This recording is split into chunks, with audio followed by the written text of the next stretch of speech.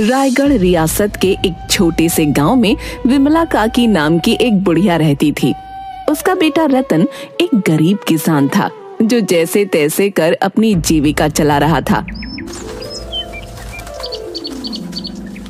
एक दिन रतन खेत में काम कर रहा था। बहुत ही ठंड पड़ रही थी। 2 दिनों से कुहासा छाया हुआ था। अचानक रतन का शरीर ऐंठ गया और वो वहीं पर गिर पड़ा। उसे पैरालिसिस हो गया। जैसे तैसे कुछ लोग उसको उठाकर घर में लेकर आए। घर में त्राहिमाम मच गया। कुछ लोगों ने कहा कि गरम तेल से मालिश करने पर ठीक हो जाएगा, लेकिन 3 दिन बाद भी कोई सुधार नहीं हुआ। सुनो जी, आज तुम्हें बेड पर पड़े हुए 3 दिन हो गए, लेकिन अभी तक तुम ठीक नहीं हुए हो। दिनों दिन शरीर गिरता ही जा रहा है। क्यों ना शहर में जाकर डॉक्टर से दिखवा लिया जाए। तुम तो जानती हो सुनीता, अपने पास डॉक्टर से दिखाने के लिए पैसे हैं नहीं। अब लगता है कि यह बीमारी मेरी जान लेकर ही जाएगी। ऐसा क्यों कहते हो जी?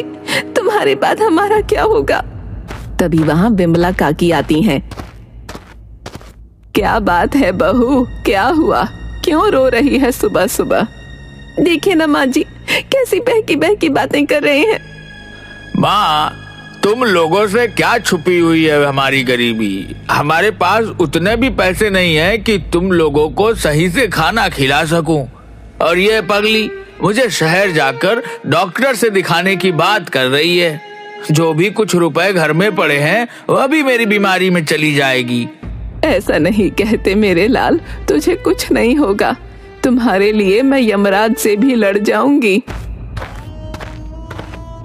पिताजी, हम लोगों का क्या होगा? कौन देखेगा हमें?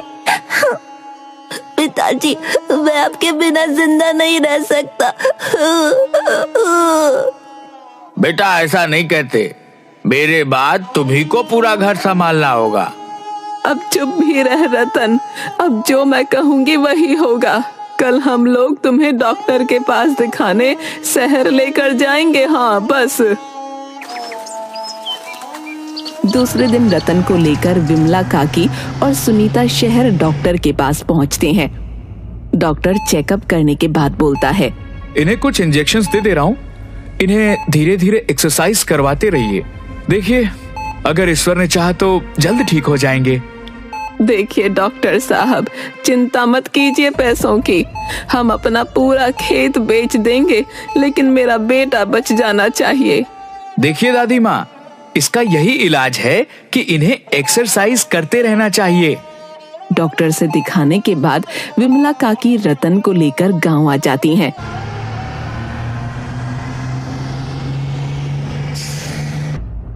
दिन प्रतिदिन रतन की हालत खराब होती जा रही थी। तब किसी ने विमला काकी को बताया कि यहाँ से 700 मील दूर बर्फीली पहाड़ियों के ऊपर एक देवभूमि है, जहाँ तपस्वी देवराज तपस्या में लीन है। अगर वो चाहे तो रतन ठीक हो सकता है। सुनीता, मेरा सामान एक झोले में रख दे। अपने बेटे को बचाने के लिए मैं तपस्वी देवराज के पास जाऊंगी। लेकिन माँ जी, सुना है वहाँ का रास्ता बहुत ही दुर्गम है। आपकी सेहत वैसे भी ठीक नहीं। दादी, मैं आपके साथ जाऊंगा देवभूमि में। अपने पिताजी को बचा कर लाऊंगा। ठीक है बेटा, हम दोनों कल ही देवभूमि के लिए निकल जाएंगे। सुनीता, तू रास्ते का सामान एक झोले में रख दे और सुमति के साथ मिलकर रतन की देखभाल कर। हम जल्द ही तपस्वी देवराज से मिलकर लौट आएंगे। ठीक है माँ, जो आप लोगों की इच्छा। मेरा सुहाग बच जाए बस।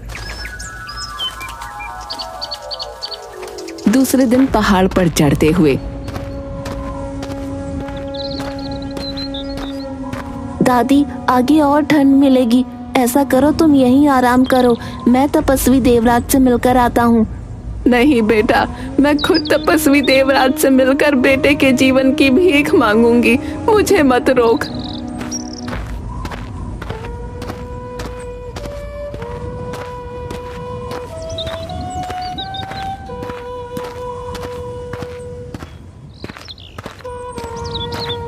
दोनों 8 घंटे लगातार चलने के बाद तपस्वी देवराज के पास पहुंचते हैं। दादी वो देखो, बर्फ की शिला पर तपस्वी देवराज। अरे हाँ, देखो तो, उनके चेहरे की आभा को देखकर सारी थकान दूर हो गई। तभी विमला काकी का पैर फिसला और वो बर्फ में धंसने लगी। बंकू जोर से चिल्लाता है, दादी माँ। बंकू की आवाज से तपस्वी देवराज का ध्यान भंग होता है और वो बर्फ में धंसती हुई विमला काकी को झट से वहां पहुंचकर बचाने का प्रयास करते हैं। विमला काकी के बाल देवराज के हाथों में आ जाते हैं और वो उसको ऊपर खींच लेते हैं। तुम लोग कौन हो बालक, और इस दुर्गम जगह पर क्यों आए हो? प्रणाम महाराज, मेरा नाम बंकू है और ये मेरी दादी है। कुछ दिन पहले मेरे पिताजी को पैरालिसिस हो गया है और दिनों दिन उनकी हालत खराब होती जा रही है, इसलिए मेरी दादी आपसे पिताजी के जीवन की भीख मांगने आई है। महाराज की जय हो। प्रणाम महाराज, मेरे बेटे को बचा लीजिए, चाहे तो मेरी जान ले लीजिए, लेकिन मेरे बेटे को जीवन दान दीजिए। महाराज, मैं बहुत दूर से आई हूँ आपके लिए। माताजी, इस दुर्गम पहाड़ी पर आकर आपने साबित कर दिया कि माँ अपने बच्चे को बचाने के लिए यमलोक में भी पहुंच सकती है। मैं इस लायक कहाँ महाराज की किसी की सेवा कर सकूं। काश मेरे पास कोई अलौकिक शक्ति होती तो मैं हर जरूरतमंद की सेवा करती। आप हमें आशीर्वाद दीजिए। मेरा आशीर्वाद तो आपके साथ ही है। आपके बालों को मैंने छुआ है। यह बाल जिस आदमी के ऊपर अपने से जाकर गिरेगा उसकी सारी समस्या दूर हो जाएगी, लेकिन कोई गलत तरीके से आपके बालों का उपयोग करेगा तो उसके साथ और बुरा होगा। तपस्वी देवराज के इतना कहने के साथ ही विमला काकी के सारे सफेद बाल तरह तरह के रंगीन बालों में बदल जाते हैं। बंकू और विमला काकी दोनों तपस्वी देवराज को प्रणाम कर वहां से अपने घर चले आते हैं।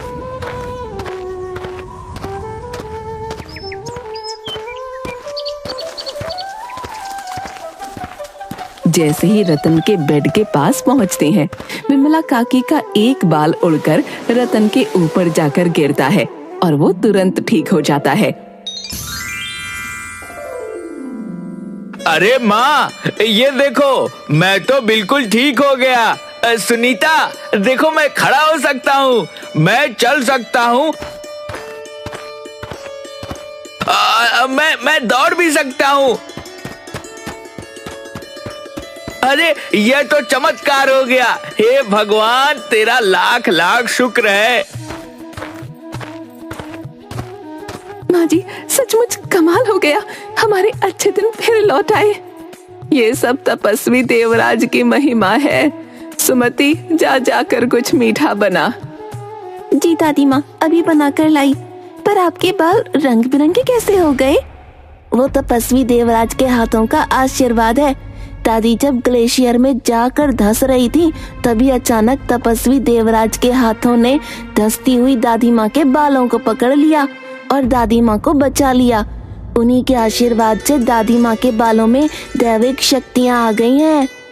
तभी विमला काकी का एक बाल उड़कर सुमति के चेहरे से टकराता है। माँ, हमारे पास खाने को कुछ नहीं है, मैं क्या बनाऊं? देख, कुछ शक्कर डब्बे में पड़ी होगी। कुएं से एक बाल्टी पानी लाकर शक्कर का घोल ही सभी को पिला दे। हे भगवान, जिस तरह पिताजी को तुमने भला चंगा कर दिया, उसी तरह हमारी दरिद्रता को भी दूर भगा दो। सुमति ने जैसे ही कुएं में बाल्टी को डाला और रस्सी से उसे ऊपर खींचा, तो उसमें पानी के साथ साथ सोने चांदी के सिक्के भी आ गए, जिसे देखकर सुमति चिल्लाई, माँ, पिताजी, देखो कुएं में से क्या निकला।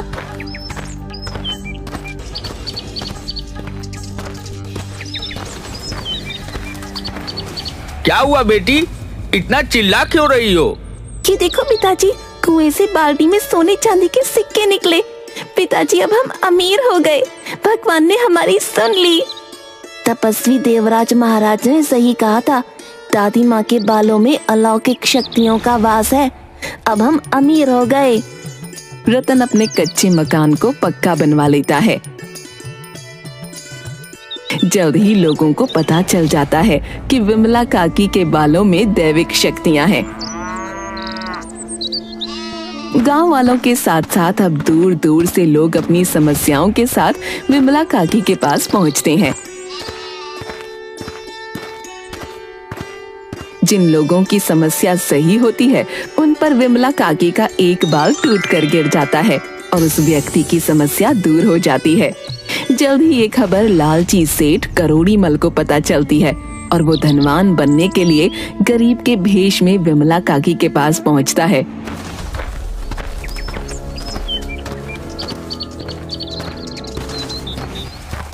दादी माँ, मैं बहुत ही गरीब आदमी हूँ। मेरे घर में खाने के लिए कुछ नहीं है। मेरे बेटी बेटियां भूखे हैं। देखने से तो गरीब प्रतीत होते हो, लेकिन मेरे बाल उड़कर तुम्हारे पास पता नहीं क्यों नहीं जा रहे। मुझ गरीब के साथ ऐसा ही होता है।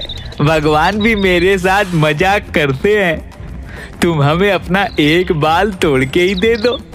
नहीं बेटा, जब तक तुम्हारी अर्जी सही नहीं होगी, बाल अपने आप तुम्हारे पास नहीं जाएंगे। तब तक तुम्हारा कल्याण नहीं हो सकता। दादी माँ, मेरे भूखे प्यासे बच्चों पर तरस खाओ। मुझे अपना एक बाल दे दो। इस तरह करोड़ी मल विमला काकी से झूठ बोलकर उनका एक बाल ले लेता है।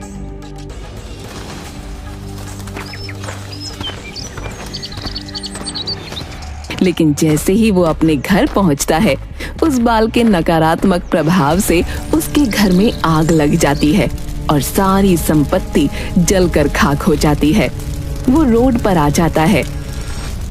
उधर डाकुओं के सरदार चंपत सिंह के अड्डे पर। सरदार, सुना है रायगढ़ रियासत के एक गांव में विमला काकी के बाल में जादुई शक्तियां हैं। अगर वह बाल हम लोगों को मिल जाए तो हम लोग धरती के सबसे अमीर और ताकतवर आदमी हो जाएंगे। तो ठीक है, हम कल ही उस गांव पर धावा बोलकर उस बुढ़िया के सारे बाल को काट कर ले आएंगे। दूसरे दिन चंपत सिंह अपने दल बल के साथ विमला काकी के घर पर धावा बोल देता है। ए बुढ़िया, चुपचाप अपना सारा बाल हमें दे दे। इसी में तेरी भलाई है, नहीं तो तुम्हारे साथ साथ तुम्हारे पूरे परिवार को गोलियों से उड़ा दूंगा। देख बुड्ढी, सरदार को तुम नहीं जानती। इसके नाम से सारा इलाका खाली हो जाता है। चुपचाप अपने बाल को कटवा ले, नहीं तो तेरा खानदान तुम्हारे सामने ही साफ हो जाएगा। अरे ओ जगीरा, बड़े ही रंग बिरंगे बाल है रे बुढ़िया के। 2-4 बाल तोड़कर लाना तो जरा, देखो क्या खास है इन बालों में। जगीरा आगे बढ़कर विमला काकी के 2-4 बाल तोड़कर सरदार चंपत सिंह को देता है। चंपत सिंह के हाथों में जैसे ही बाल आते हैं, उसे और उसके दल के डाकुओं को दस्त शुरू हो जाते हैं।